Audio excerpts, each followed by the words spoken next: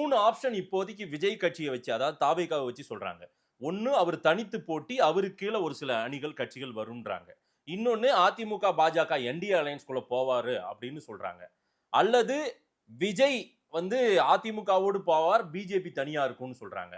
அல்லது பிஜேபி, விஜய் எல்லாம் ஒண்ணு சேர்ந்து அதிமுக தனிமையா அது ஒரு தனி அணி இருக்கும்ன்றாங்க. இந்த மாதிரி எல்லாம் நிறைய. ஐந்தாவது விட்டீர்களே, இன்னொன்னு விஜய் காங்கிரஸோடு போவது என்பது. விஜய் காங்கிரஸோடு வேற சொல்றாங்க. காங்கிரஸ் விசிகாவை சொல்றாங்க. இந்த 5 ஆப்ஷன்களும் இருக்கின்றன என்பதுதான் உண்மை. இந்த 5 ஆப்ஷனும் இருக்கா? 5 ஆப்ஷன்களும் விஜய் முன்பாக இருக்கின்றன. என்ன ஆப்ஷன் அவரு செலக்ட் பண்ணுவார்? எது நடக்கும்னு நினைக்கிறீங்க? நான் அதான் சொல்ல வர்றேன். விஜய் முன்பு இருக்கின்றன. விஜயை அவர் பக்கத்தில் இருக்கக்கூடிய 1-2 பேர் நான் கேள்விப்படுவது ஆளுக்கு ஒரு பக்கமாக இழுக்கிறார்கள். ஒருவர் ஒரு கையை வைத்துக்கொண்டு இழுத்து நம் தலைமையில் அணி அமைப்போம், வாருங்கள் காங்கிரஸ்க்கு வேண்டுமானால் தூது விடுவோம். இன்னொருவர் வேண்டாம், நீங்கள் பிஜேபியை கொள்கை எதிரி என்று சொல்லிவிட்டு போகாதீர்கள் என்று காங்கிரஸை பார்த்து கை காட்டுபவர்கள் சொல்கிறார்கள்.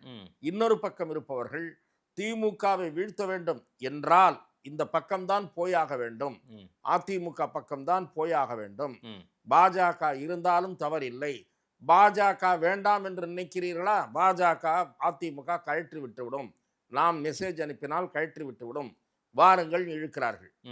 அந்த கட்சியினுடைய முக்கிய பொறுப்புகளில் இருக்கக்கூடிய நிர்வாகிகள் இதற்கு முன்பு இருந்த மனநிலை வேறு, இப்போது இருக்கிற மனநிலை என்ன மனநிலை? இதற்கு முன்பு இருந்த மனநிலை விஜயே தனியாக நின்று ஜெயிக்க முடியும். சரி. ஏனென்றால் இன்றைக்கு விஜய்க்கு ஒரு பெரிய பாப்புலாரிட்டி, செல்வாக்கு இருக்கிறது. பிரதான எதிர்க்கட்சியான அதிமுகவை விட நாம் தான் இன்றைக்கு பெருங்கூட்டத்தை ஈர்க்கக்கூடியவர்களாக இருக்கிறோம் என்று கருதிய மாவட்ட நிர்வாகிகள், மாவட்ட செயலாளர்கள் அதிகம் பேராக இருந்தார்கள்.